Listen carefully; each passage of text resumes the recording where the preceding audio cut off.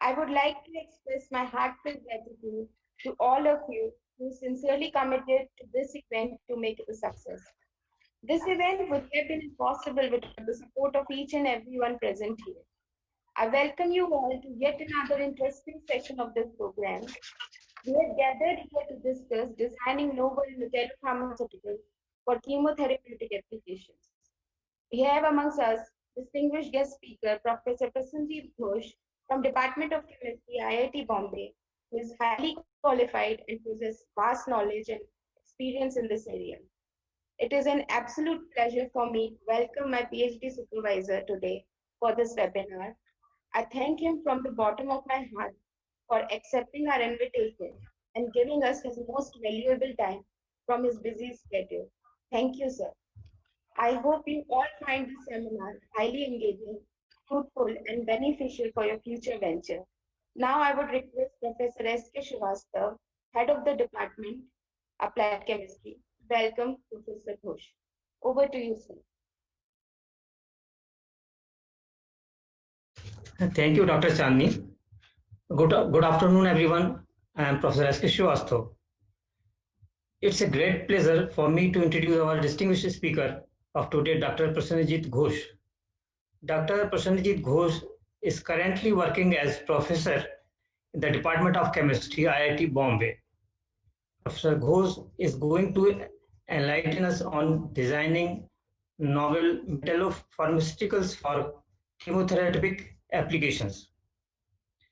Professor Ghosh completed his MSc in chemistry from IIT Kanpur in the year 1993 and moved to USA to pursue his PhD.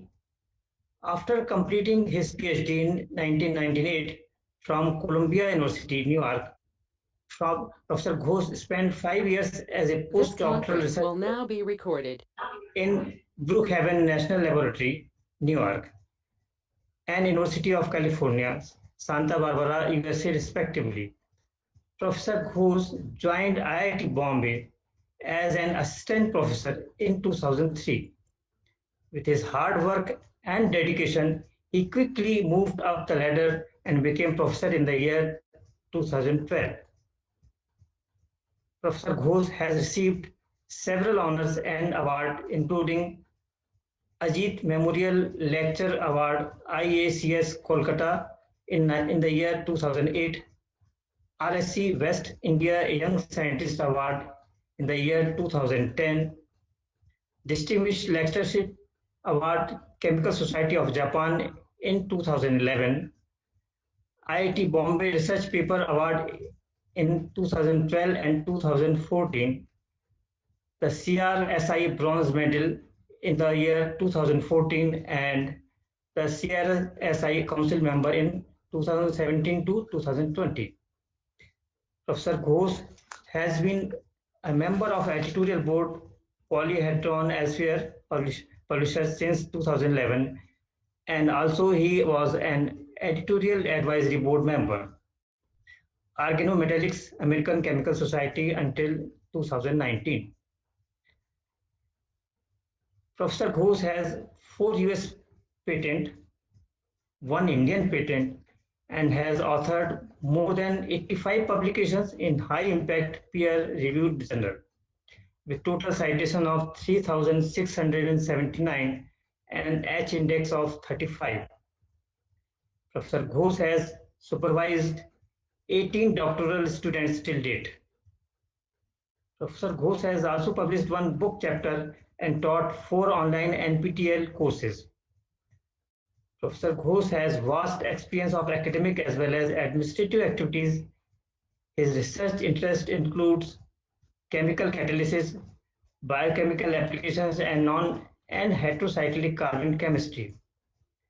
With absolute pleasure and great warmth, I would now like to invite Professor Prasenjit Ghosh to please come and grace us with his talk. It's over to you, Dr. Ghosh. Thank you. Very good morning. Good afternoon to all of you. Good afternoon, sir. Good afternoon to all of you. I sincerely thank Professor Srivastava for the invitation, as well as Dr. Charlie Pathar, my student, for the invitation to come and talk to you. The initiative is extremely needed, much good, uh, particularly from a lockdown perspective when all of us are stuck at our respective homes. So it's better that we come out and talk to each other, talk about our work. So I thought that this is a wonderful initiative, and I'm also extremely happy that I have been invited to be participate in this initiative. So with that, let me begin my session today. I'm going to talk about a very special project of ours, particularly uh, in biomedical application. This project has been running in our laboratory for 10 to 15 years. It's a long story. And this project also is something which is very close to our heart. And when Chandni asked me to talk on particular topic, then I had asked her which one we prefer. She showed interest for this, and I thought that we had some very exciting results in this. It would be nice that I talk to you on this. So I'm going to talk about this designing novel metallopharmaceutical for chemotherapeutic application. Now, Muted. over here is that we are looking out for some new motif, new drug, uh, new drug, and that drug should have applications for chemotherapy or cancer-related issues. Now, both both of the topics mentioned here, one is new drug, another is cancer application. Both are extremely challenging tasks.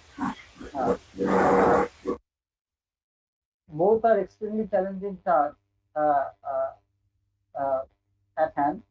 Particularly when somebody wants to make a new drug, there are a lot of issues governing them. For example, these compound has to be bioactive. Now, bioactive to the sense that it should be acceptable to all, or it should beat all other existing medicines which are out there. Should perform well not only in vitro conditions but also in vivo, then on animal models. Then it should also have a lot of toxical issues associated with the compound. It should be benign to those, and after a lot of screenings, then molecule come up to be labeled as drugs. This process is really very painstaking and long. Like for example, the number of drugs that come out in the market are very few and far between, whereas the number of compounds which are synthesized every year will be in thousands, hundreds of thousands, or in millions. But only few of them, of these compounds who are synthesized, only few will make it to the drug. And the process is very laborious, rigorous, time consuming, expensive. On an average, to give you a feel, any drug that come out, a new drug that come out in the market, the company who develops it would have easily spent about $1 billion or even more. So a lot of effort goes in bringing out molecules uh, which will eventually become drugs.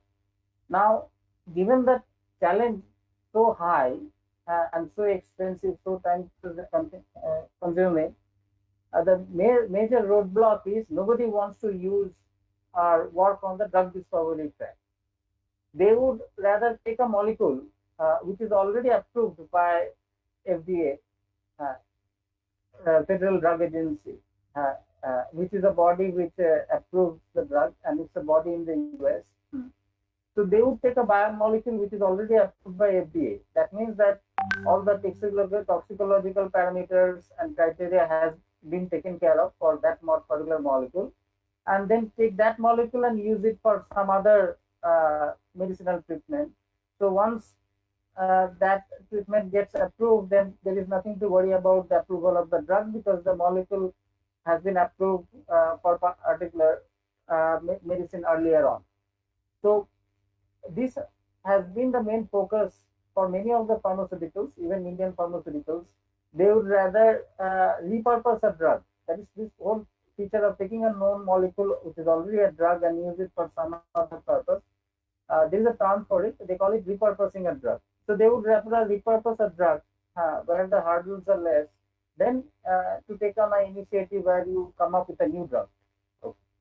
And that and for many academicians also, this challenge is on the same front, that it is so huge a challenge, so long a challenge, that people may think that okay, it's not even worth undertaking. Let's work on something which is less like you can see the returns right away. It's not so uncertain as this would be. So yeah, while we were embarking on it, we thought that let us look at the same thing in a different way. We thought that we have nothing to lose, and there are not many people who really embark on new drug discovery track. And I have just mentioned to you the reasons for being so. So we thought, like, we have nothing to lose. Let us see if we can come up with something which would have a good amount of biological activity, and then we'll see if it becomes interesting, that people will show interest and will take the work further. So it was a very simple, naive academic way of thinking that we have nothing to lose. What if we can get something, anything and everything that we do will be our gain. So that was the reason, the logic that we had uh, decided, or which made us take up this challenge of designing novel metal drugs. So we thought that we will work on new drug discovery track, which is a less beaten track, a less treated track, less people work on it. But since we have nothing to lose, why not work on it? Because the potential is big. Okay. And then in which disease should we target? So there was a complete unanimity. We thought that let us do something with respect to cancer. Cancer is a very challenging disease. The cancer has all the more reasons, and still cancer is unbeaten, in the sense that medically, like, people do not have any answer right away straight for it. So we thought that this is still a very open challenge, and if we can come up with something on this, it will be of great use to the society, and be so it would be something which would be beneficial to all, and it would be something that would also be gratifying and satisfying to us in taking our journey forward. So these being the premise, I'm going to talk on our effort on designing novel pharmaceutical metallopharmaceuticals for chemotherapeutic application. Now, Charmi had told me that I have good 1 hour 20 minutes or 1 hour 30 minutes to talk about. So I'm going to give you a detailed talk. Like, I'm not going to tell any of the content and make it shorter. So with that being the case, we thought that we will proceed accordingly.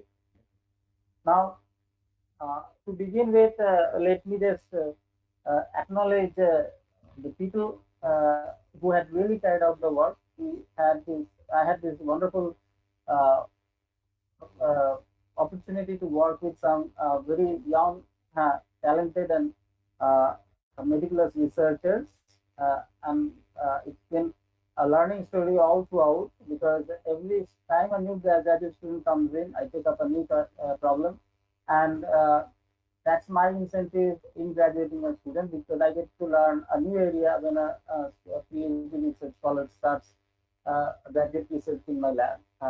So all of them have played their part, and all of them have done wonderfully, not only during the project but also beyond PhD, and they're doing wonderful even in their professional lives right now. So the cancer work mainly that I would be talking about primarily is done by Triparna Ray, Manoja Samotre, then Anuj Kumar, and A.P. Prakashan. Uh, so the 4 graduate students during different span of their career, they were directly or indirectly related to this cancer project that I'm going to talk about today. Nonetheless, all of them have done some extremely exciting chemistry, and uh, that has produced some very fantastic results. But that's the story for some other time. I'm also thankful to all the funding agencies, primarily then all the government funding agencies like DST, CSR, DRNS, as well as Indo-French uh, collaboration, and then some private industries like Reliance, as well as IIT Bombay for all the funds. They have provided me during my stay at IIT Bombay, and which has helped develop research.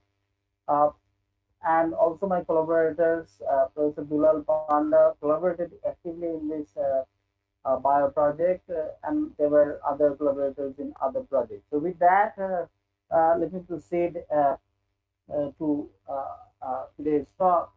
Now, as you see, that we work on a particular molecule which is shown in the middle, and this molecule is called carbene. This is the molecule.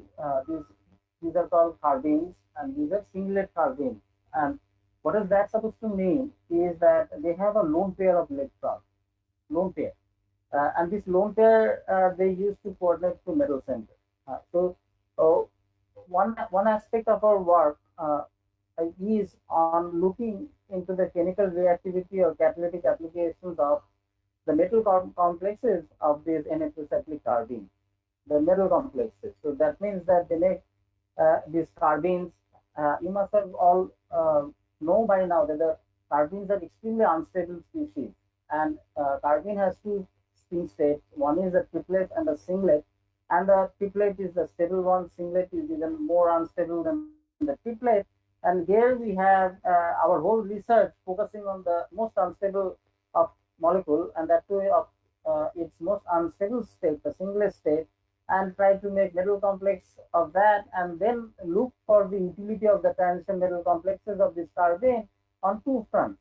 One is catalytic applications, which are in chemical catalysis. The other is biomedical applications, which are for developing them as metallopharmaceuticals in a new drug discovery track. So these have been one of the primary focus areas of our research over the last 15 to 20 years that I have been at IIT Bombay. So today's talk would primarily focus on the right-hand route, where we will look at the utility of these transition metal carbene complexes in biomedical applications, and particularly in cancer research. So there is a whole lot of story which are over here, particularly of the applications carbenes on the catalysis utility front, but that's the subject of another day's talk. In addition to these two areas, one is chemical catalysis as well as biomedical applications using carbene. We also have another very interesting area, which is bioinorganic chemistry, biomimetic modeling of enzyme active sites. For the paucity of time, I have not listed that in today's talk, but that is an area which also actively we pursue in our lab, and Dr. Chabni Pathak had been very had taken a lead and had invested a lot of effort in that area and developing that area.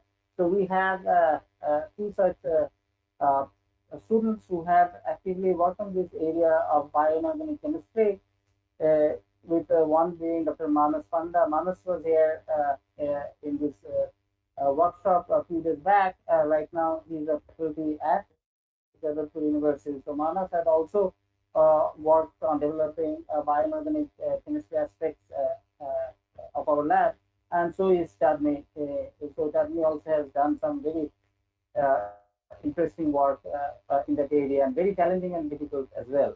So with that, let me just focus on today's talk, which would be this biomedical applications of inextricably carried, particularly in cancer research. Now, having said that, there is much more to what is being said, and the additional thing which comes, the much more, the more thing is this what's called translation. Uh, so, what does this mean? What does this mean? It means, or at least in the scientific jargon in today's context, it means that if you develop some new knowledge in your laboratory, that has to go beyond the boundary of your laboratory. So that has to go beyond the confines of your laboratory and be utilized for a greater good, for a larger return. So if we do research in the laboratory, but that research, that knowledge does not find any application to a larger good, a larger benefit, then that knowledge sort of dies in the laboratory. Whereas if the knowledge makes its way from the laboratory bench to outside world and find further applications in a grand scale or bigger platform, so that knowledge is probably a better thing to have because that's going to impact the society at large. So the process by which the knowledge gets transferred from laboratory to the larger platform of greater utility, that process is called or is referred to by this word translation. So now the focus is not only that researchers will do research on the bench, but they'd also do research on topics which will have greater probability of translation, greater probability of seeing the light of the day or uh, better utility. And so the one thing to remember about translation is that one has to connect the small picture to the big picture. So what does that mean? That means what is the small picture? The results obtained in the laboratory in the small picture. And what is the big picture? Its utility to the society at large. So one has to be able to connect the dots to project something from the small picture into the canvas of the big picture. And that is meant by this word translate. Now, if we go back and if you look at the topic that we have given, so we have given that we want to design new methanol drugs. That means we want to make new compound first of all, which will become methanol drugs, and then we would like to see its utility in cancer therapy. Well, nothing can be a bigger picture than that. So we want to translate our synthetic skills, synthesis skills of making small molecules in bench to have a greater implication for cancer therapy. So that is sort of the demise of this project that we have been pursuing. So the focus should be on new knowledge, not only on new knowledge, but also on translation, on connecting small picture to the big picture, and then on joining the dots. Okay. Now, uh, that means what? That there is a gate, there is a doorway, but from through which the knowledge generated in the library enters uh, application in the external world. So that is very important. We cannot let our knowledge generated and die within the confines of laboratory. No, we have to take it through. Now, who will take your research through? It is you who has to take your research. So yeah, you cannot like just scientists cannot in isolation just discover knowledge and then wait and hope that somebody will come and take the research further. No. Nowadays, there is a business model to everything. There is a utility, accountability to everything, and there is a utility model to everything. So if the scientists are discovering knowledge, now it is the responsibility of the scientists to take their knowledge and go to the society and tell what they have done so that the society benefits from that knowledge. And also, in one way it is good. Hello. In one way it is good because the scientists are the better salesmen for their own purpose, because their own creations, because those molecules are made by them, so they should be able to answer all questions on there. So the drug that we are pursuing is a palladium complex of this N-heterocyclic carbene. So when you try to create something, make something, first thing what is required is you have to christen it. You have to name. You have to name that. What would be the name? So we have come up with a name for our compound for cancer therapy. It's called pallada-carbene, and the name sort of gives some sense of what is inside our molecule.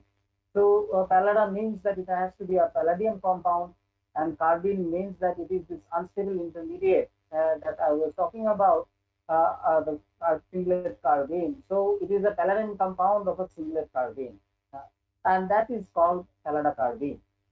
Now, so far, if one looks at the history, there hasn't been any report whatsoever prior to us of people using pallada carbene ever for any cancer therapy whatsoever null.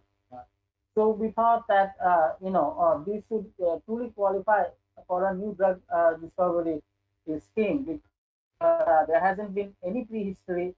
There has actually, on the reverse, there have been apprehensions or challenges for making and stabilizing this compound. So the people sort of are hesitant to start embark on this journey. On the other hand, since we thought that since we do a lot of carbon chemistry, why not explore the utility of the carbon chemistry for medicinal purpose? Okay. So the theme of the project that we are trying to develop over here is metallopharmaceuticals for pallada-carbene as a metallopharmaceutical for chemotherapeutic applications. Now, as I said, in the beginning of my talk, that new drug discovery is a very challenging path to trade. Challenging to the extent it is very time consuming. On an average, I have said that it will be $1 billion investment all the way to the discovery of the drug. Also, the time is extremely important. It takes about 10 to 12 years of intense research to come up with an acceptable acceptable drug. So not only it is time consuming, it is expensive, so that the challenge is so much that normally people tend to shy away from it. Even the industry tend to shy away from it. On your right, I have given a topic that if you look at it, that every year, how many new drugs are approved by FDA? That means how many new molecules are physically approved by FDA to be drugged. And so that's why I've said that under challenging new drug discovery track, for example, last year in 2019, only 33 new molecules have been approved under new molecule entity thing. New molecule entity thing means that there is no history. It is not a variant of an existing molecule. Maybe methyl is known. They have made come up with the ethyl and say that this is new drug. No, new molecule entity is completely new motif, chemical motif that has been approved by FDA to be considered as a drug. So even though in the year 2019, maybe a million compounds have been synthesized for various as a part of various chemical synthesis, only 33 of these molecules have been recognized to be drugs. And these 33 molecules which were approved in 2019 may have started their journey about 10 or 15 years earlier on. So this is just the culmination of the drug journey. These molecules, in fact, might have been first time synthesized maybe at least 10 years back, 2009 or even 2000. And they made it to a drug after so much of labor and effort.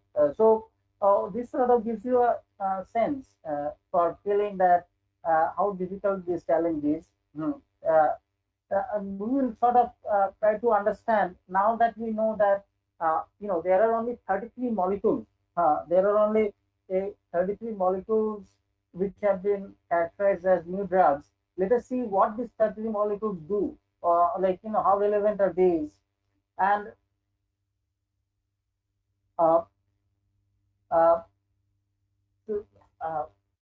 what we will see is that of these 33, several of them are for cancer. Now, what is the scope of cancer as a disease in the relative uh, uh, uh, the disease space of other diseases? So right now, the cancer is among the largest therapy area. Uh, uh, Usually, like neurological disorder, like nerve problems and all, that was very common therapy area. But now cancer has overtaken them, and this has primarily because the people are living longer and older. The longevity has increased as a result of that people have become older, and as a result of people becoming older and living longer, they also tend to have more cancer because now they are living longer. So all of these better longevity, better medical system, all of this has led to increase in lifespan of humans. But the problem is that the quality of life has been affected in the sense that even though people may be living longer, but they may be having cancer, or they maybe have to fight cancer while they live longer. So that's also brings down the quality of the life they are having, even though they have better longevity and lifespan because of better medical system. So all of these has contributed to cancer being among the largest therapy area. Cancer is indeed the big problem, the biggest problem, medical problem that one can uh, uh, desire to solve, and in that way, like it's very intimidating and very challenging. Now, as I said, that under new molecular entity, there were 33 molecules. Now, if you look at these 33 molecules, you will see that about five of them are used for cancer. For example, the first one is Picre, developed by Novartis Pharmaceuticals, and this is oral uh, orally given, and they are used for advanced or metastatic breast cancer. Then Lituba by Bayer Health Pharmaceuticals. These are all really big companies.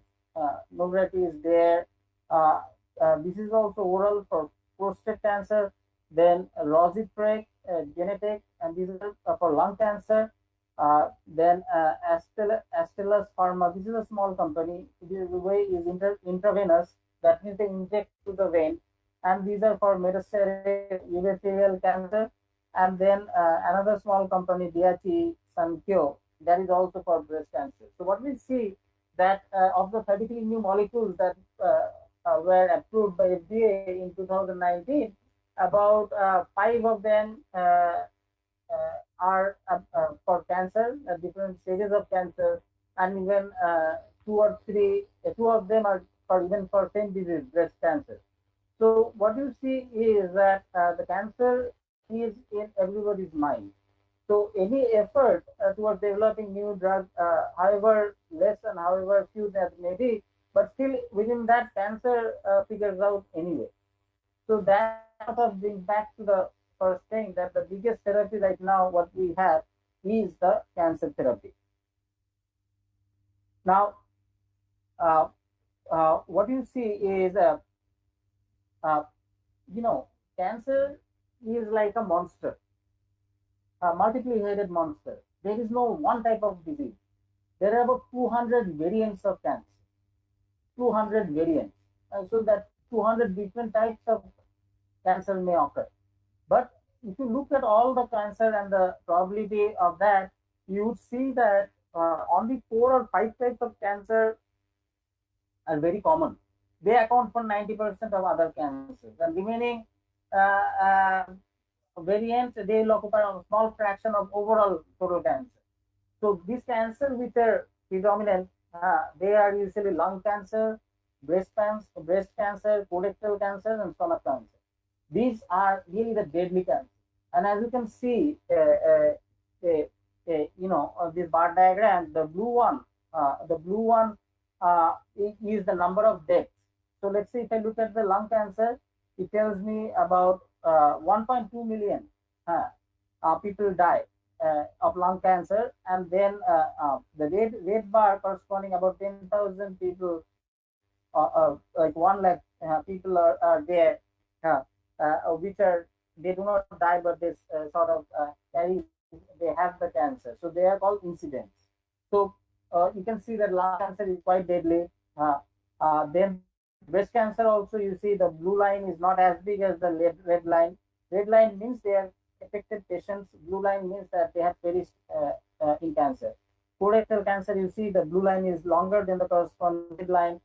Stomach cancer also, you will see the blue line is the, larger than the red line. So that means in all of these cases, the death number of people dying would be more than number of people patients living with the cancer. So these are really lethal cancer. And if you look at it, the liver cancer, the red line is like a dot. So that means that if somebody has a liver cancer, most likely hope the person would die. So bar graph sort of tells you how lethal the disease is. This is the biggest disease, and then what we see that among the this being the biggest disease, among it the most treacherous ones are lung, breast, colorectal, stomach, as well as cancers. Okay, so look at this pancreatic cancer. Pancreatic cancer is over here. So the red dot is almost nothing. So this is the lethalest of all. Like if somebody has a pancreatic cancer, most likely the person will die. The lung cancer also, we see that very little people live. With only blue means all death. Same with stomach, colorectal. In that way, breast cancer, many people survive. The red line is longer than the blue. Lung cancer also, we see that the blue is significantly longer. That means very few people survive. So that sort of highlights the lethality of the disease. Now, if we so the blue dots over here sort of shows which are the most lethal type of cancer, and so even though there are 200 variants, and if somebody is wanting to make a drug for these, first of all, you don't have to make 200 drugs for each of the variants. You can target the ones which are more common. And the ones which are more common are breast, as I said, colorectal, lung, prostate, and I have shown it in the graph over there. And gastric and cancer, liver cancer, together they account for 50% of total cancer. So these 5 cancer will account for 50%. Okay. Of the total cancers and the total deaths as well. So these are probably the most important forms of cancer, are most commonly ubiquitous forms of cancer that are seen today. So in addition to what I just mentioned about, these are all solid cancers. Solid cancers means that you have a solid mass, a solid tumor somewhere. It can happen anywhere in your body, inside your body, liver, lungs, colorectal, anywhere, but it's a solid cancer. But cancer, as I said, is extremely lethal. So another type of cancer is called hematological cancer. So these are actually blood cancer. It's not a solid. It's just the cancer is blood and all. So they also hematological cancer also contribute to significant clinical problems. So not only that, I want you to be aware that cancer not only they are there in the solid form, but they are also there in the liquid form, and there are treatments. So let me just summarize how deadly or how big is cancer. There are about 200 variants of different types of cancer known. And then globally, across the globe, every year about 2 to 14 million people die. So that is, if all these people who die, if they were to be localized in the same place, that would look like if the city of Mumbai, maybe 12 million, 15 million, every year, as many people, population as the city of Mumbai is localized, if they perish every year. So that's a lot of people dying. It's just that we don't notice because they are spread across the globe. But if you collect all the deaths and put it in one particular place, you will see that that's like a 12 million, one full big metropolis getting wiped away from the face of the earth. That can sort of tell us that how deadly the disease is. And cancer deaths accounts for 13% of the deaths worldwide annually. So that's really a very huge number. Uh, Now, what is uh, the paradox? The paradox is, despite cancer being so deadly a killer, despite cancer wiping away at least one populous city every year, despite cancer accounting for 13% of the death, it's known as a silent killer. Silent killer, you see, there is no hue and cry about it. So we are okay with people dying, but we feel bad, but there is no real alarm, no real emergency or exigencies that one undertakes in wiping out cancer. There is no real result. Another thing, no, cancer is a silent killer. Medically also silent killer in the sense that when it spreads, the symptoms are very mild or subtle, to the extent that they are not noticed at all. They are so subtle until when it becomes the last point, when they are detected. It may be in so advanced stage that it is very difficult to save the patient. So it is a silent killer, and like it has a many-headed monster, 200 variants. By the time you detect what is the source of the cancer, the patient may also die, because you have to do so many tests to find out which variant is actually happening, or it is a faceless enemy. So that means that you cannot see, you cannot directly confront it, so it's faceless. So that becomes extremely difficult when somebody takes up a challenge. Uh, so, like with cancer, everything is so uncertain and also unpredictable. Okay. So now, as I said, no, that there is no real answer to cancer, and also the cancer is gaining more prominence or more foothold. That's because increased longevity leading to aging of population. So there has been a substantial medical success that people are living longer, so that we are preventing many of the disease. The mortality rate is increasing, but this increased longevity has also brought in people getting afflicted with ailments like cancer and diseases.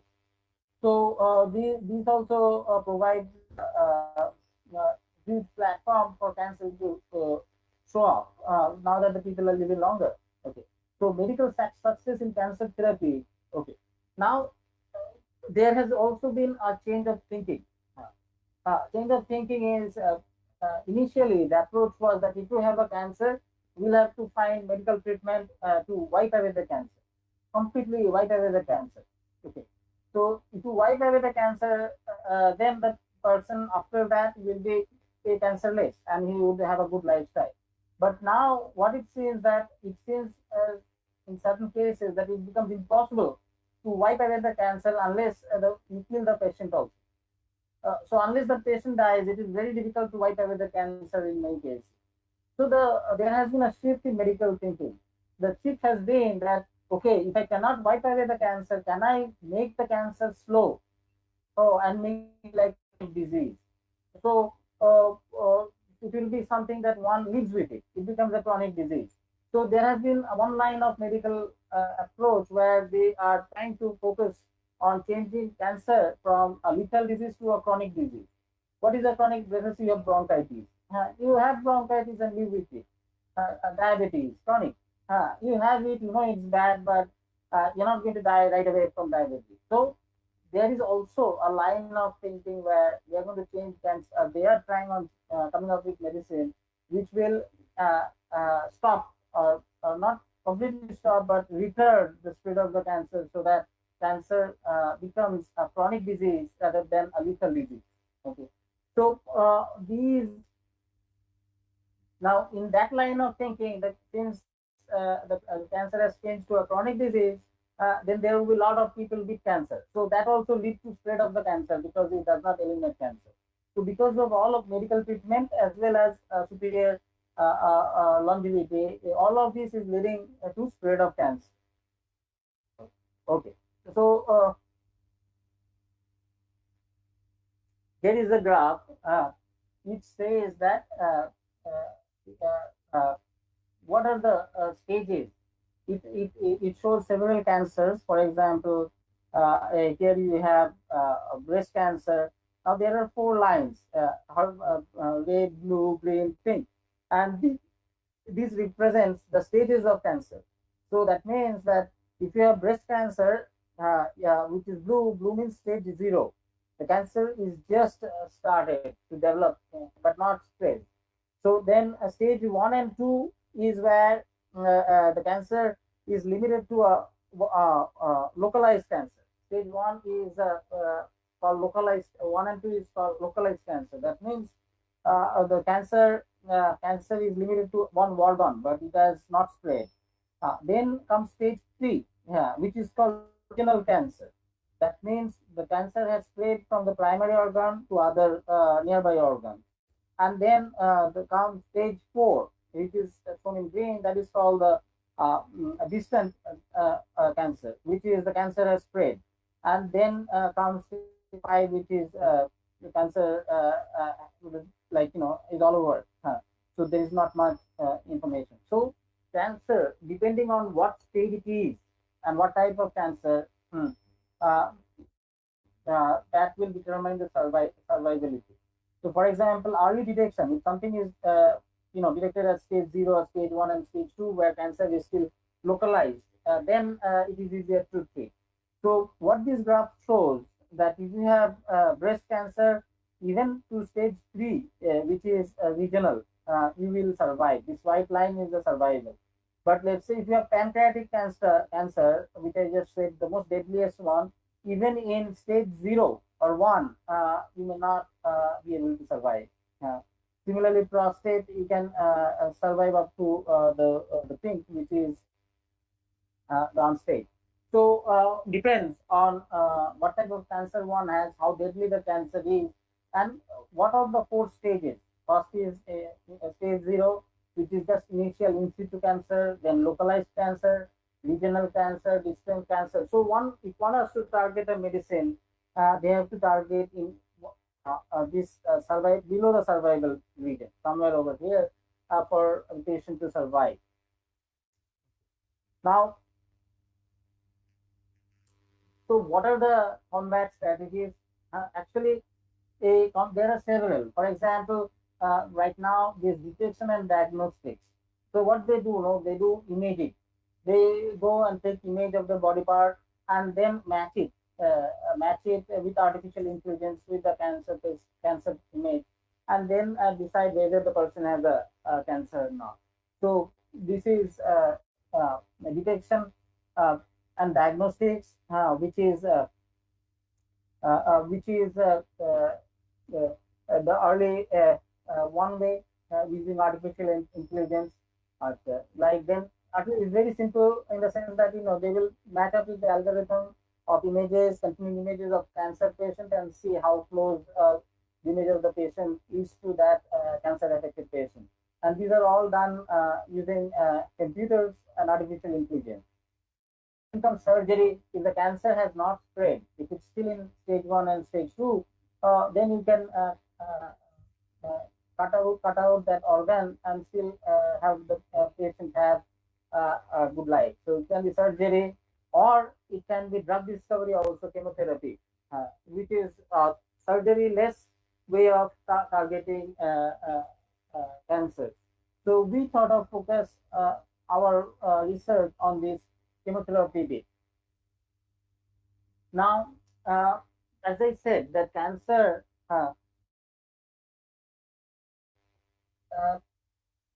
is like a faceless, headless, unpredictable, uncertain. So it is very difficult, silent, difficult to target. But one thing we know for certain about cancer, even so much of unpredictability, uncertainty, But among that, one thing is for certain. What is that? There cannot be a single strategy or answer for cancer. So you cannot develop a pill, like aspirin or something, and then you say take the pill and then you will be totally cured of cancer. No, because cancer is so many types. So there cannot be a single answer, a single medicine for all types of cancer. That much is certain. And another important thing is that no single expertise can tackle the menace of cancer. Cancer is so big that only chemists cannot do, only biologists cannot do, only computer experts cannot do. So it has to be a multidisciplinary approach that you have to cut across several disciplines, all targeted towards cancer.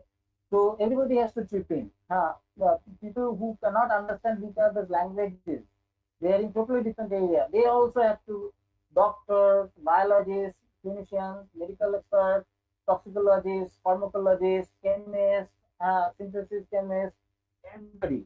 Everybody has to come in and then develop the medicine. So it can, this much is certain, absolutely certain, that no single field can come up with a cancer. So call of the day, what is the need of the hour to call for a transdisciplinary combat strategy, that it has to be across the discipline. Many discipline has to come. So whatever you want to do, it has to be done together. For example, then what is the big questions? Can we make complementary expertise to work on one cause? So maybe so many different people, different, can they work on same cause? And can we make so many different experts to be excited about one work? So that is very important.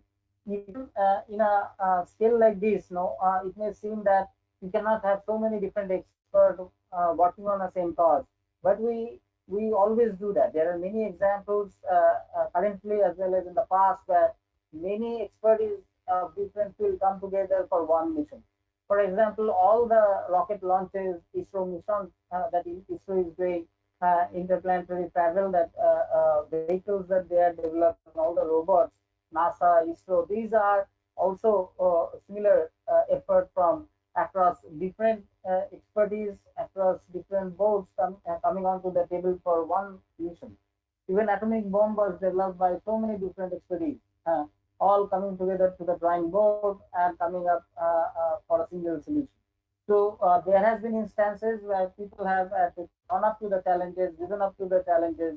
People of different expertise come together and try to solve these problems. And cancer is one such that remains to be done in that way. So right now, there is we don't have the liberty or choice, but that is the only way forward, that we should work together. Uh, what is chemotherapy? Chemotherapy is last line of defense. That means when the disease has advanced to the patient, at that stage, when all other options have failed, so then chemotherapy is brought in. Now there is a reason for that. Why chemotherapy is not given earlier on? That is because first, earlier on, the cancer is not developed enough to understand that it is cancer. And also, chemotherapy means what? Giving chemical compound. Any artificial compound is toxic to the body. So chemotherapy will have a compromise on the quality of life. So there will be hair loss. There is so many that things which will result from chemotherapy. So chemotherapy is not brought in the first line of defense. Then they try all other techniques. When all the techniques fail, then chemotherapy comes in. Now that also is difficult on chemotherapy, because by the time when chemotherapy is called, that time the maximum damage has been done.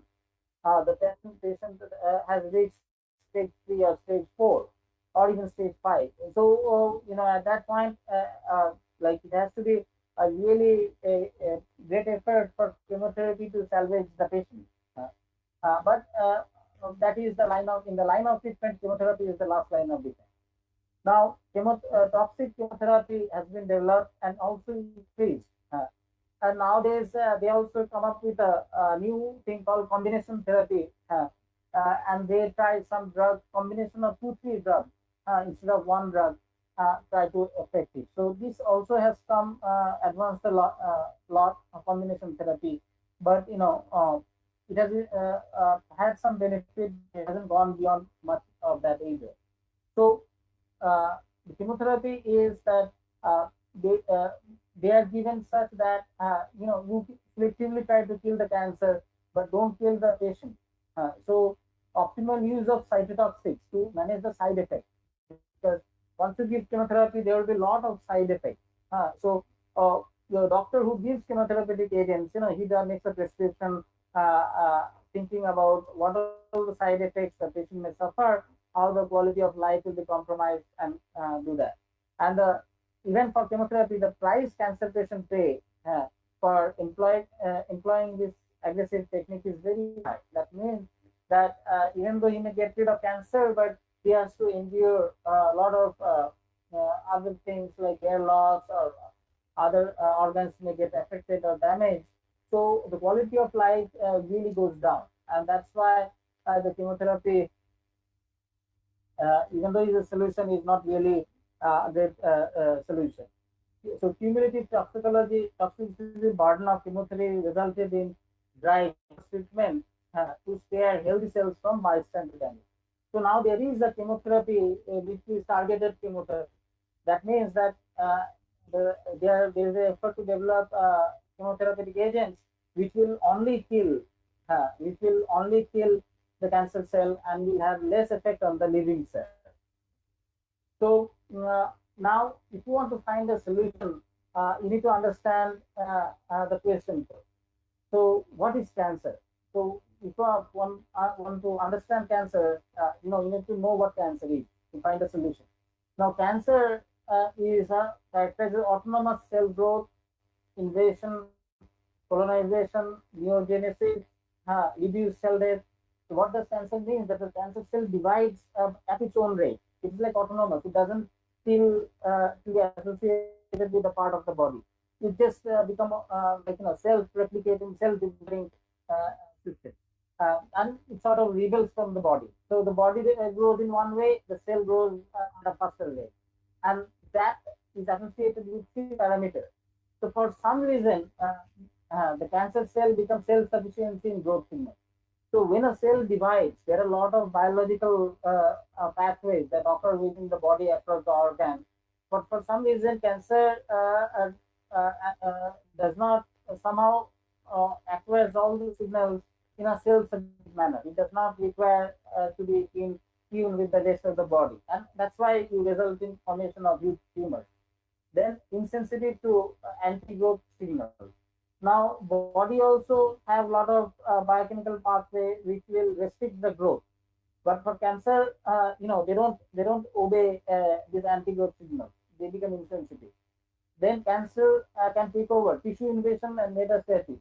Metastasis. So cancer can spread, can affect neighboring tissue and then spread further. So that is a property. Slowly it starts from something and then it keeps on expanding. Limitless replicative potential. That means that unlimited time it will multiply much faster than what the body requires. Sustained angiogenesis. Now, when it multiplies, it needs a lot of energy, and to keep the you need new blood vessels and all of this process. It can does it by itself. And also, body has a mechanism in which it kills the old cells, and this mechanism called apoptosis. So cancer cell can avoid apoptosis, evade apoptosis. In this way, when the body is killing the cell, other cells are being died, but cancer cell body cannot kill, and the cell grows. So this is what cancer is. That's uncontrollable, sustainable, colonization. All these words that is mentioned over here that defines cancer's properties. Now, as I said, that there are two types of drug therapy. One is the chemotherapy where you try to kill the cancer cell. Okay, and now there is a new kind of therapy which is called targeted therapy, which focuses on all the signals, as I mentioned, that defines the cancer cell. There are some proteins and some biochemical signal pathways. So these medicines target that so that the cancer stops dividing, or if not starts slow division, and as a result, become transferred to a chronic disease if not eliminated properly. Okay. So, and this is what results in translational medicine. Okay. So they, instead of like completely eliminating the tumor, they try to freeze the tumor, that the tumor does not grow. Whereas it will just suppress the growth. Whereas chemotherapy will target towards shrinkage of the tumor, completely eliminate the tumor. So if you just freeze the tumor, then you are changing cancer from a lethal disease to a chronic disease. Okay. So now, uh, you know, what we thought is there are a lot of organic drugs for cancer, for example, Taxol, and then we have the inorganic counterpart. And what we saw that the organic ones are very potent. That means in nanomolar range, and this inorganic one, cisplatin, which is a famous drug, that is in micromolar range. So our idea was why the inorganic concentration is more required to kill the cancer, and we know the answer because for organic drugs it works on microtubules which are present in cytoplasm. So the drug has to just penetrate the cell wall and go to cytoplasm. Whereas for the inorganic one, it works in nuclear. So they have to not only penetrate the cell wall but penetrate the nuclear membrane as well. So more concentration is required for this. And then the question that we asked on the project was, can we make cancer inorganic drug as active as the organic drug, which is Toxol? Can we make these as low effective as these? Then this was platinum cisplatin. So can we use palladium? So instead of platinum, what is the scenario beyond platinum? We also, since this cisplatin affects binds to DNA, and DNA is chiral, so we wanted to know that what if we make some chiral drug, will we have any chiral induction in that? So now, once you make a drug, then there are ways in which you want to deliver the drug. So there are various strategies. For example, improve the aqueous solubility, or to make it more effective, you do a controlled sustained release, that slowly release the drug. Then circulation in human body, you put it in the blood, or you just inject tumor specific delivery, just inject on the tumor, and then the long term efficacy of the cell method-based complexes. So what we thought that we want to make focus on the first idea, simple chemist perspective, to improve the solubility of the drug that we want to synthesize. So right now, if one that looks at the drug scenario for cancer, it is only inorganic ones are only platinum. So various forms of platinum, cisplatins are known.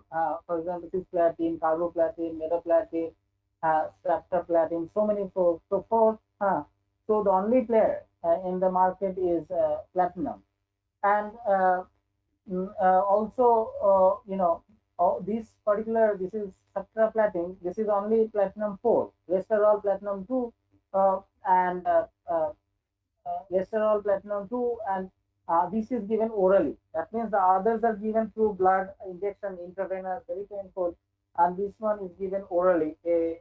So that's sort of an advantage, and it also shows that platinum 4 can be used for making the drug. Now, how does cisplatin work? The cisplatin binds to DNA, and once it is the cisplatin also triggers apoptosis. As I said, that apoptosis is a mechanism, like a mechanism, normal mechanism of body of killing the cells without a history. When the dead cells are removed, new cells will be formed, and there will not be any history of the dead cell remaining. So that is what the body replaces the dead cell by living cell, and in a natural way, so that people don't see the dead cell. So that kind of apoptosis is good. It's natural way of healing. This leads to healing. But if the dead cell remains and they cannot be removed from the body, then it becomes tumorous, and that is called necrosis. So that is bad. So if you want to design a drug, so the drug has to bind to DNA and also has to trigger apoptosis. So limitations of cisplatin, like there is reason that people should go beyond cisplatin. The number of the tumor which is effective for cisplatin is less. Solubility is extremely bad, 1 milligram per microliter, so higher concentration is required. It has side effects like vomiting and hematological toxicity, and also drug resistance. Cancer becomes resistant to cisplatin treatment with time. So there are a lot of drawbacks to cisplatin. So since our motivation is that since non-platinum drugs are not known, so we have this whole periodic table. We are a bunch of synthetic chemists. We love to make molecules, so we have a whole periodic table to play with. And so we thought that let us, and of the various elements right now, ruthenium, titanium, gallium have entered the clinical phase, and iron, cobalt, gold are in the preclinical study. So these are potential candidates, and what we thought that we will target platinum, palladium. And here I would like to show that we have the same two molecules but different cations. One is organic cation, another is inorganic cation. And since this compound with this inorganic cation is more soluble, this is 35 more fold more effective than the organic one. So we thought that we are in the right track, but if we can make more soluble inorganic palladium carbon complexes, that should be extremely good for things. And there has been for photodynamic therapy use of palladium complexes. So what we want to focus our molecule in a new drug discovery train is this palladium. And palladium, there are some reports has that it has cytotoxic properties, and also palladium is kinetically labile, and it can stabilize various kind of charged tissues so that it can interact with DNA and should be a good candidate. Also, palladium falls below platinum, so would be ideal in the same, so would be ideal candidate to do. And these are the reasons I've already said. I'm not going to say why we chose carbene. They are strong sigma donors, stable complexes, easy to find time. So we thought that we should use carbene complexes of palladium, which we have given a name as palladium for this anti-cancer study. Now, as I said, that cisplatin was known and transpyridine was a compound was in the clinical study. So we thought that if we keep on replacing pyridine with carbene, first one carbene, then two carbene, this should be extremely active for cancer treatment. And we synthesized all of these complexes. I'm going to skip that. And what we saw that indeed, when they synthesized these bis carbene versus protein, we saw that our bis carbene is about 2 to 20 times more active than this cisplatin. So this is 8 micromolar, this is 4, so it is half. This is 0.8 micromolar, 16, is 20 times more active. The lower the concentration, more the activity. And then this is one is 15 to 1. You know.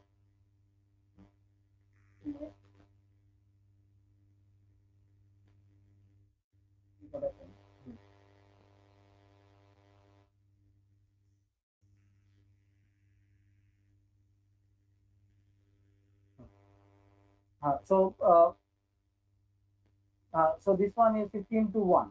So that shows that this carbene is more active with 2 carbene than the cisplatin. Okay. This is more active than the cisplatin. So that's good. And then after our report, there were some other reports of different so found activity similar to us. And there also all of these activities were in micromolar range. Now, as I said that how does our complex work? We have done several experiments, and there are this is a sort of a cell cycle, like starts with G1 phase, cell grows, then synthesis, replication of DNA, then G2 cells prepares to divide, and then mitosis M. So through various immunofluorescence studies, what we have seen that our complex sort of stops at G2M phase. So that means that it does not, it freezes the cell in the gap to mitosis. So it stops the cell at the just at the G2M phase before mitosis, and hence it affects the cancer. So that is a sort of a very nice thing to know that how does this compound work. And by and large, this is a general cartoon which shows how many types of different chemotherapeutic pathways are known to kill cancer. The first one is like this platinum complexes, which sort of goes to the first breaks the cell wall, goes to the cytoplasm, and then enters the breaks the cell membrane, nuclear membrane, and goes to the nucleus, and then binds to DNA. And after binding to DNA, the DNA transcription stops, and then apoptosis of the cell death starts. So this is the pathway that our compound is showing. Now there is another parallel pathway which is also effective, and these are mainly seen for gold kind of pharmaceuticals. So the gold chemicals, instead of going to the DNA, what they do is they go to and attack mitochondria. So these cancer cells divide faster. Cancer cells requires a lot of energy, and this energy is supplied by mitochondria. So this gold drug, what it does, it destroys the mitochondria, and as a result, the energy which the cancer cell requires to divide is lost, and then the cell cannot divide further. So this is the second pathway: mitochondrial disruption, cell membrane rupture, reactive oxygen species, and then programmed candidate. So there are two ways by which the metal pharmaceutical works. One is by going to DNA and stopping the transcription, which by our compound works. The other is destroying the mitochondria, which provides energy for the division. Now, what we thought is as the DNA is chiral, so if we make this our complex chiral, then we should be able to see a variation, like one particular enantiomer being more active than the other. Okay, so with that in mind, what we did is we went back to the drawing board and tried to synthesize molecules, but this time we want to synthesize the molecules with carbene, which will be more soluble, generate lead, and also will probe the chiral nature of the interaction. Will probe the chiral nature of the interaction. So with that, we sort of made 5 NMPO pairs. There are actually 10 compounds, uh, and then 2 are bromide and 2 are with polar moiety difluoroacetate. So this was put in place deliberately to ensure that the compound become more soluble. And these are NMPO pairs, and then we put some chiral methyl group.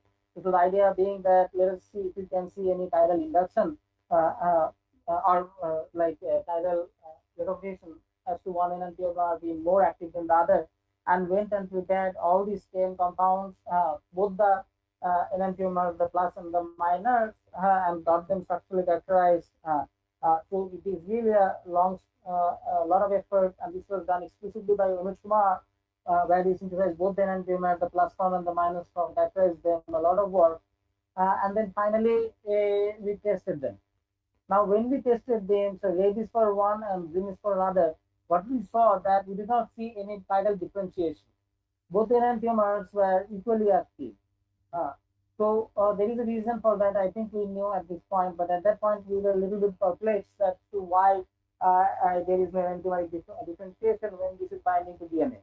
But what is more important is that we came up with a trifluoroacetate molecule, moiety, which had now extremely active. Both the enantiomers are extremely active now in nanomolar range.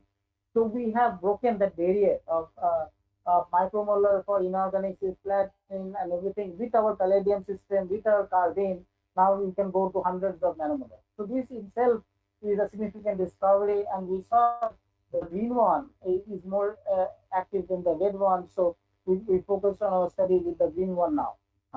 So what we did is we took this further and then studied across these two compounds across cisplatin. So the big one, what we saw that these are the cisplatin data, and these are small are the data for our both the enantiomers, and we see that these compounds always hit cisplatin twice over, both for cervical cancer as well as for breast cancer, our compounds have much lower value than that of the cisplatin. Uh, we then look at the scope of applications across various different cell lines. Most active enantiomer, and we saw that it can has extremely good activity for breast cancer, cervical cancer. These are like main very important cancer cells. As I said in the beginning, that they account together, they account for 50% of all other cancer deaths, skin cancer, lung cancer. But what is most important is that it affected this mammary multi-drug resistant cancer. So these cancer cell has now become resistant to other drugs by virtue of like modification. Now this our drug is also effective on that, so that is sort of very good news. And then we also looked at the selectivity, and what we found that these are the non-cancerous breast cells, and these are the breast cancer. So our is more effective on the cancerous cells and less uh, poisonous on the less toxic on the normal cells. Same thing with the skin cancer, and this is the non-cancerous skin. So this is more effective on the skin cancer. So what we see this end of this in the end that this molecule that we have developed is about 16 times, 8 times more selectively toxic towards cancer cell than for the non-cancerous part. So now, as for the question that why there was no differentiation in the biological activity, biomedical activity when we went from one enantiomer to the other, and the answer to that is that this major group, the dimensions of the major group and the minor group is much bigger than the dimensions of the chiral moiety. So there is this lock and the lock and key fit.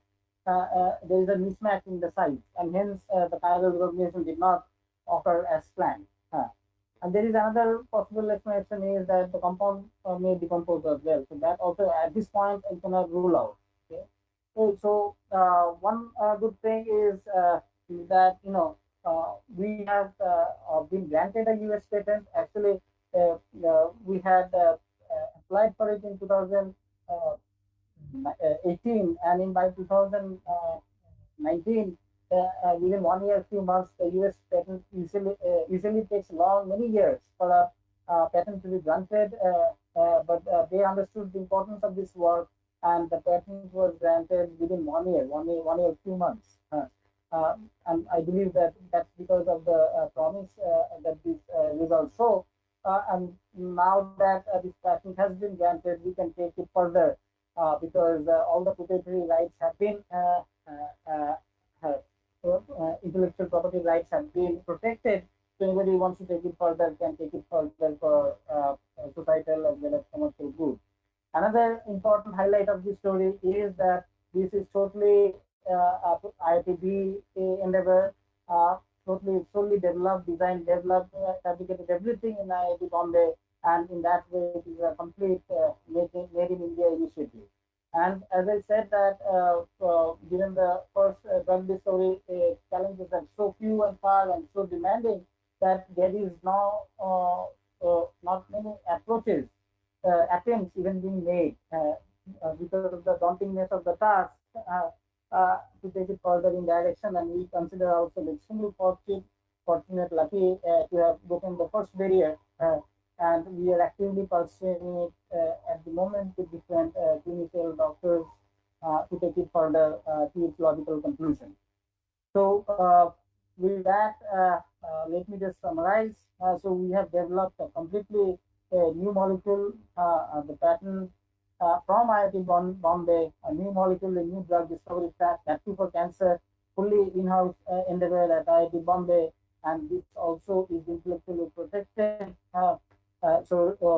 Completely nascent, original, secret platform for further development in a new drug discovery track. What we have done, we have gotten hold of a new motif that I have presented to you. We promoted a new metal. Palladium was never in this picture. We have gotten it. In that way also it is new. This has a broad range of activity, several cancer cells. selectivity towards cancer cell does not, it affects normal cell less, but it kills cancer cell more. And also, we have broken the barrier of micromolar and gone to a regime of submicromolar activity. A lot of work remains to be done.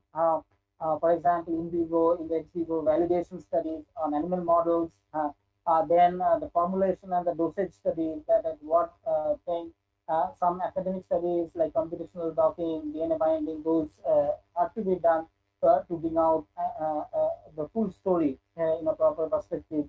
Also, further optimization, synthetic optimization of the models to be undertaken, that needs also to be done.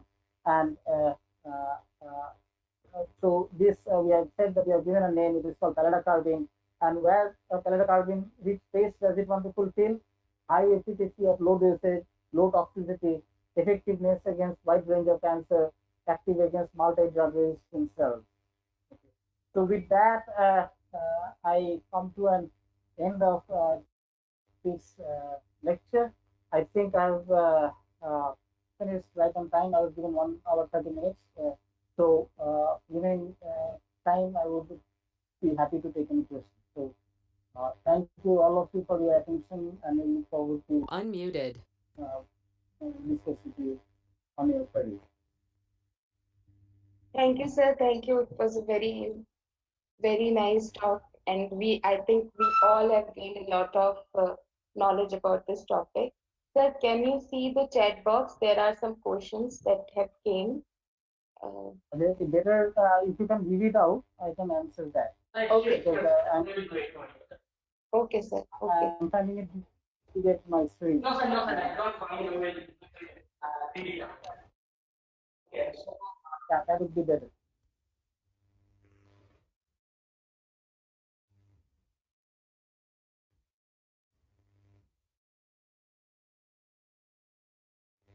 Actually, uh, there is some degree of selectivity, some degree, but it is not. Chemotherapy is not 100% selective towards cancer cell.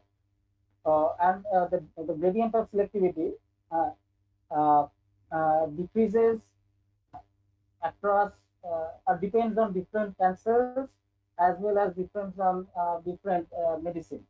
So some degree of selectivity, some means how much, maybe 20%, 30% more, or 70% more, but it's not like 100%, 0%. No.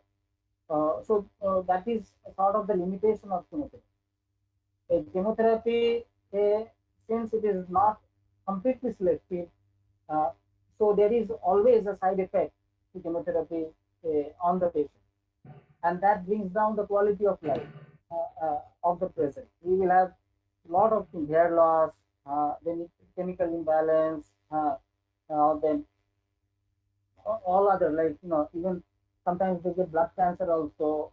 So there are a lot of very terrible side effects, you know, that chemotherapy brings on to a patient. That is why, even though the life longevity may be prolonged, but how you live, that also is important. You don't want to live completely in a very poor condition.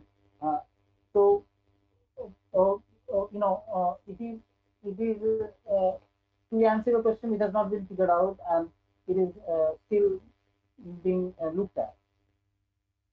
Let's say, you want to increase the lifespan of a person, but if the person lives in a miserable condition, uh, then is that acceptable?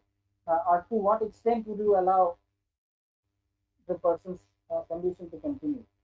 So there are some ethical questions also, moral questions also. Those are there apart from the medical challenges. So partially selective, there is combination therapy. So right now, as I said, no, there is a alternative approach. The alternative approach is not try to shrink or kill the tumor, but try to freeze the tumor. When you freeze the tumor, means that you stop its growth. If you stop its growth, no, it's sort of an extra appendage that you carry. But if you can just stop its growth, you don't have to really fully kill it. Then it becomes a chronic disease. Okay, like you may live with diabetes forever. May live with diabetes forever. Chronic disease. It's there. It's not eliminated, but they're living with it. Maybe somebody is living with vision loss, but living, otherwise it's okay. So there is a approach, sort of a medical way of thinking where they are trying to restrict, look for alternative treatment to chemotherapy and try to restrict the growth and try to freeze the tumor. Thank you, sir. There is another question from the same person. She wants to know how long does it take to recover from PDT? Acha. See, photodynamic therapy, that's what the person said. Yes, PDT? yes, sir. Okay. Uh, See, these are highly subjective question, I believe. I think I'm not a medical expert, so but depends on what extent, at what stage the cancer is when you do PDT, and how successful is your PDT. Uh, if the cancer is localized, uh, like in stage 1, stage 2, like that, and if PDT like you completely eliminate, then the relapse may take long time, 5 years, 10 years, like that. But if the cancer is in stage 4 or stage 3 or stage 4, when and there you do PDT, then it might not have any effect. So depends, the mortality of cancer depends on two things. If somebody has cancer, no, don't get unnerved, or just because you heard the word cancer. You should know what type of cancer, because the success of living, chances of living depends on cancer type. First thing is what type of cancer. Second thing is what stage of cancer. So if it is not so lethal cancer, then a person can live even in stage 4 of that cancer. And if it is one of those rare but very lethal cancer, even stage 0 or stage 1 will kill the person. So it is very cancer subjective and stage subjective. And at advanced stage, most likely the only solution is, if you want to kill the cancer, the patient also dies. Like it's very painful. Okay. Sir, there is another question from Marina Das. She wants to know, can differences in cancer cell metabolism be exploited? I hope from curing cancer she wants to mean. Okay. I'm not understanding that how would you differences in cancer cell metabolism exploited. How do you want to Yeah. exploit that? One maybe one like what they are doing is like they are targeting the signaling pathway. So there are, as I said, no, there are 6 properties of cancer. I showed that, like it does not respond to apoptosis. It does not. It has its own signaling pathway, this and that, growth pathways and all. So one approach is to target those signaling pathways. Use medicine to stop those. Now, if you stop the signaling pathways, you are affecting the rate in which the cancer grows, and try to convert, slow the growth and convert to a chronic disease. Now, in that can be say, like seen as one way of manipulating the natural growth of the cancer. If you are not targeting that signaling pathway, cancer would go by its own winds and uh, uh, like in its own way.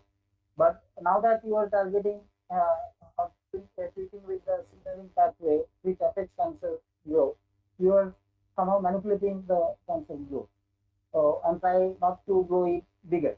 You just have to arrest or freeze the tumor. So in that way, there is targeted therapy. In that way, try to attack that line of things. Okay. Thank you, sir. Thank you. Is there any other question?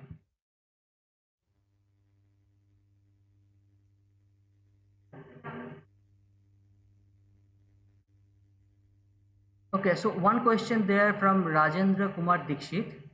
If somebody facing brain cancer and radiotherapy has not showing enough effective, then what are the options? It's more of a, I'm sorry, it's more of a medical question, but I hope you can put some light on that.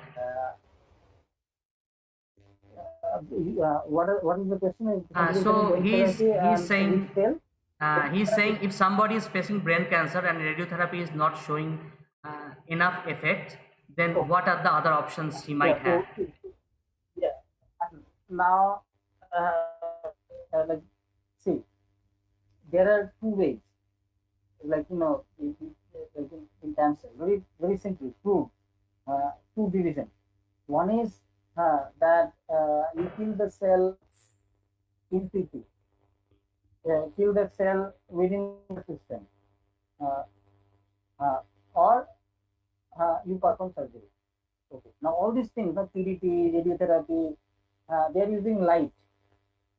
Chemotherapy is chemical. So you either use light or radioisotopes or toxic chemicals to kill the cancer within the body. Okay, and let them the body deal with it. Uh, Either you use light or radioactivity or toxic chemical. Okay, and give it to the body, living body, and then kill the cell and let all the toxin everything be removed and let body handle it. But the cancer remains in the body. Okay. So if radiotherapy fails, people, I don't know if there is a chemotherapy available for brain or not, I don't know. And then when all of those doesn't work, then and then the alternate option, what option? Surgery.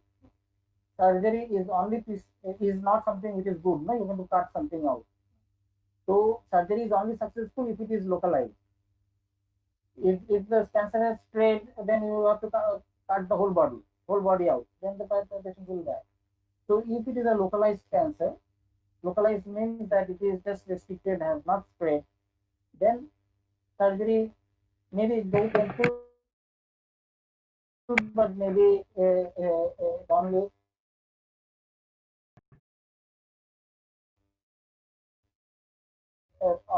like completely 100% cure of how difficult of all surgeries. Actually, because they have to skull and then do all things, and it may affect some other way. I don't know. But as per your question wise, that it may be surgery provided that is localized. Maybe that I can think of that extent. But don't quote me or like I think I just told you from a very basic understanding and approach. Any surgery is feasible on cancer if it's stage 1 up to stage 1, stage 2. Beyond that, surgery will not be applicable. So that's why early detection is very important. Early detection, early through imaging or something. If it's detected early, then it is better. Then surgery will be possible. Thank you, sir. Thank you. Okay. Is there any other questions? Hello, sir. Hello. Thank you for your informative session, sir. My question is why platinum is the most used inorganic element in the anti-cancer drug? Oh, okay. High platinum. Huh. Oh, okay. Like I'll tell because it got developed. It had cisplatin. It got developed, and then all the research was funded that. So right now people are coming out of it and try to see other metal spaces. So it is sort of like like why IIT became IIT, why other institutes. So it's just like at some point it had a hit the barrier. Then all the funding came. Then good students came. Then good. So why ISC Bangalore is becoming ISC Bangalore? Why not some other institute? So it is a matter of chance also. It could have been some other institute at that point of time. And then subsequent symbiotic pathways which nourished it further. Good professors, good research, good funding, good institute, everything happened. And so it can become better. Now it come, so there was early breakthrough with cisplatin. And then a lot of went into cisplatin. Also, the advantage with platinum was that platinum is not extremely not really toxic, like the people like mercury or something that people will immediately die.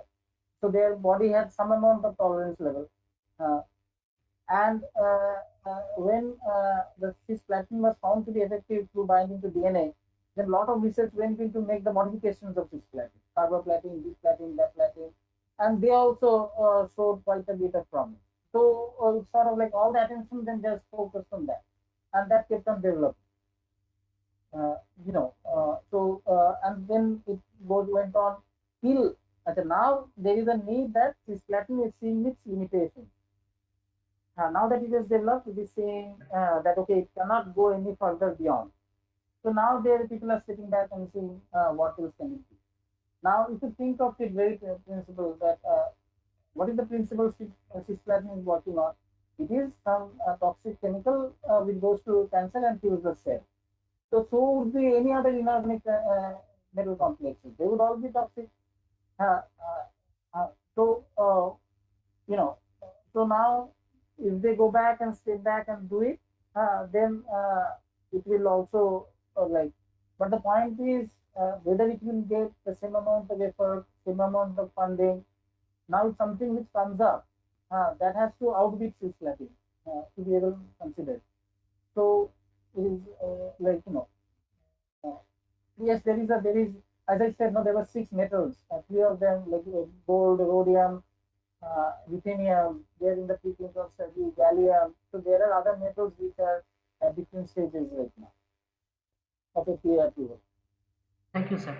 Sir, is there any other questions? Okay. Hello, sir. Sir, I have one question. Okay. Please go ahead. What is the best drug delivery system for cancer? Hello, sir. What is the best drug delivery system for cancer? Now, there is, as I said, anything for cancer, there cannot be a single answer. Like if you say best means one, but there cannot be one because there are so many types of cancer. So one delivery cannot be effective for all. But I can say these are the promising ones. Right now, they're trying to make drugs coated in various kind of nano formulation as a nanoparticle with some carrier which goes inside and then delivers. That some way is gaining a lot of research attention currently. So formulation, particularly using nanoparticle as a drug delivery vehicle, that is a sort of obsolescent kind of phrase. And also drug delivery is dependent on cancer. So if the cancer, let's say if it's the blood cancer, you need one strategy. If it is lung cancer, one strategy. If it's skin cancer, so depending on the localization, how to reach that, how to, I mean, some it may be just you just inject directly into the cancer. So that depending on cancer, depending on patient, there are various strategies.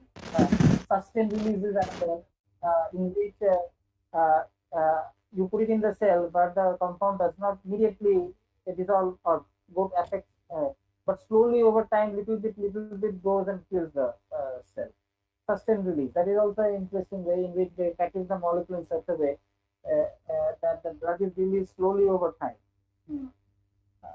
And then the older method of intravenous injection in the blood, those are also there. So there cannot be, I think, using nanoparticles and delivery, like the prediction that, like I talk, actually I'm talking on another project we're working right now is on blood cancer that I did not talk about today. So there arsenic is used, arsenic oxide, dioxide, AS2O3 and all, and various formulations of those. So those people tell me that right now the drug delivery using nanoparticle is kind of the most important way of drug delivery system that they feel. So my understanding is that may be the best one so far. But again, like depends on what type of cancer, what kind of disease, what stage, so on. Thank you, sir. Is there any other questions? Thank you. If not, sir, I have a question. So you talked about some some complexes where carbene was used as a ligand. So is there any other kind of ligand that's good for this kind of complexes? For biological activity or what? Yes, sir. For what? Good for what? Biological activity. Yes, sir.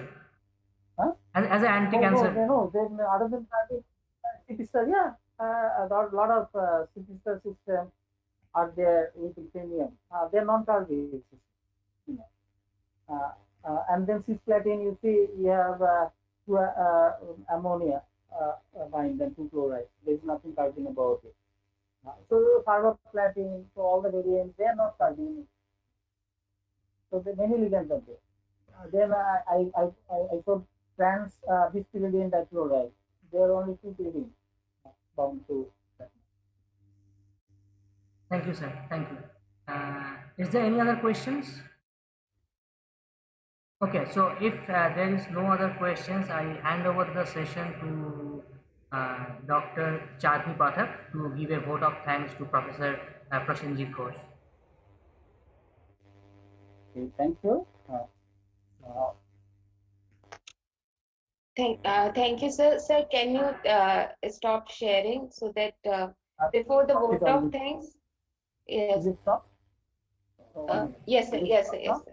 Yes, Yes, sir. sir. Yes, sir.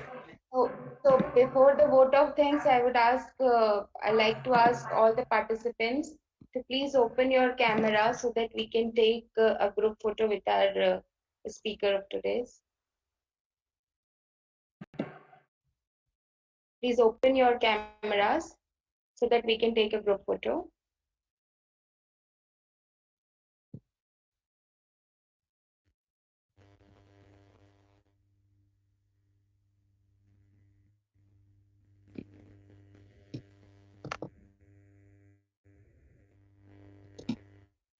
Thank you, everyone.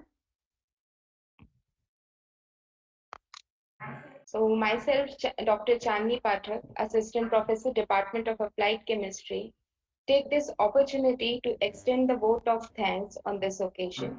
On behalf of Department of Applied Chemistry, Jabalpur Engineering College, Jabalpur, I would like to thank our today's distinguished guest speaker, Professor Prasenjit Ghosh, for taking his precious time out and consenting to deliver the lecture on designing novel metallopharmaceuticals for chemotherapeutic applications. Sir, indeed, you gave an insightful talk and it was extremely informative and engaging. I'm sure that the students, faculties, research scholars, and all present here will have a lot to take away from your expert talk. Once again, I thank you for having spread your precious time for all of us. I take this opportunity to extend my thanks to our Honorable Principal, Professor A.K. Sharma, for providing encouragement and support. I'm very grateful to Professor S.K. Srivastav, convener and head of the Department of Applied Chemistry, for giving us an opportunity to organize this 5-day short-term training program. I also take this opportunity to extend my sincere gratitude and thanks to Coordinator Dr. Vasudha Saxena, Dr. Souvik Day, Dr. Pratap Reddy Patola, and the entire organizing committee. Last but not the least, I must thank all the participants for their active participation in this session. Thank you, everyone. We appreciate you being here. Thanks again for joining us in today's session, and we will see you all tomorrow morning, 10:50 p.m., 10:50 a.m. for our next session. And I, I thank my sir, my PhD supervisor, Professor Prasenjit Ghosh, from the bottom of my heart for kindly accepting my invitation and giving his time to us. It was a very, very informative talk, sir. Thank you, sir. Thank you for accepting my invitation, sir. Thank you. It's pleasure. I feel also very happy to see you doing so well. Wish you all the best and all of you. Thank you, sir. Thank you, Thank you very sir. much. Thank you, sir. Bye. Bye, Bye, sir. sir. Thank you.